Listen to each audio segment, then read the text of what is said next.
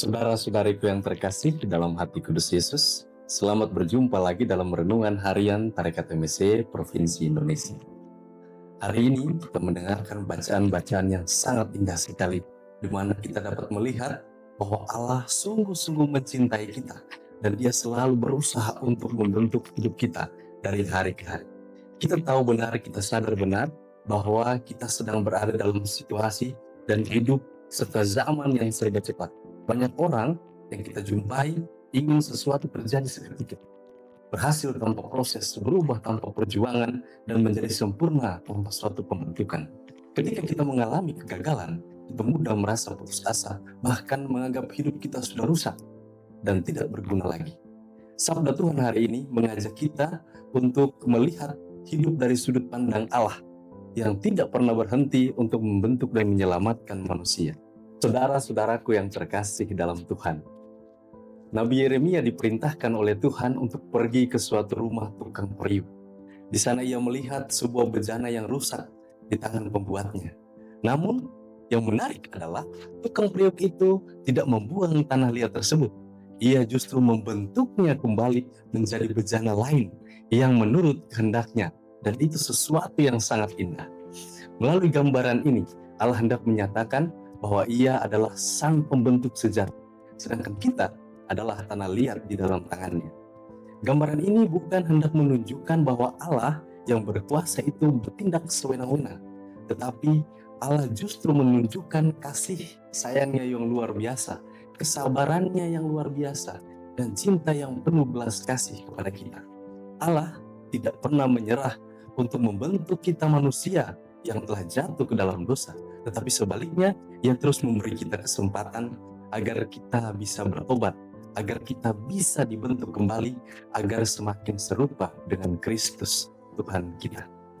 Hal menarik lainnya adalah dalam Injil kita dengarkan bahwa Yesus melanjutkan pewartaannya dan memberikan perumpamaan tentang pukat.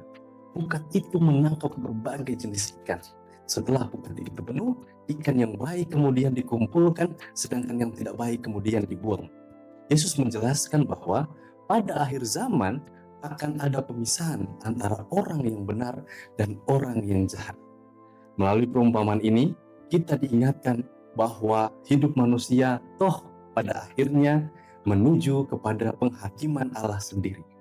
Adalah sesuatu yang sangat indah bahwa selama kita hidup, pintu pertobatan tidak pernah tertutup. Allah selalu memberi kesempatan, membuka kesempatan supaya kita bisa bertobat. Saudara-saudaraku yang terkasih, Allah masih terus bekerja membentuk hati kita seperti tukang periuk yang membentuk tanah liat.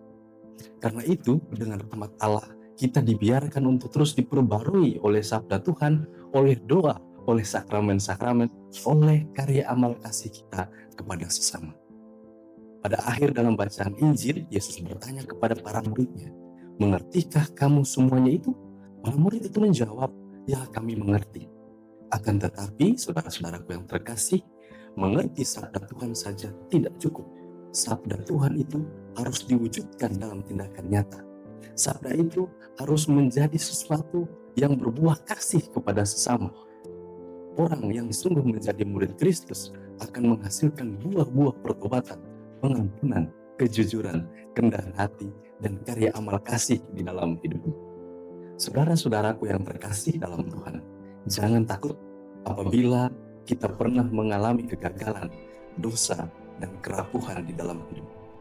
Jangan pernah berpikir bahwa kita sudah tidak layak di hadapan Tuhan. Datanglah kepadanya dengan hati yang rendah dan terbuka. Biarkan Tuhan membentuk kembali hidup kita melalui doa, melalui ekaristi, melalui sakramen tobat, dan karya amal kasih kepada sesama. Semoga saat penghakiman nanti dan akan tiba, kita termasuk dalam ikan-ikan yang baik. Karena selama hidup kita membiarkan Allah sang tukang periuk abadi, sang tukang periuk sejati yang selalu membentuk hati kita menjadi bejana untuk selalu memuliakan. Semoga rahmat Allah membantu dan menolong kita.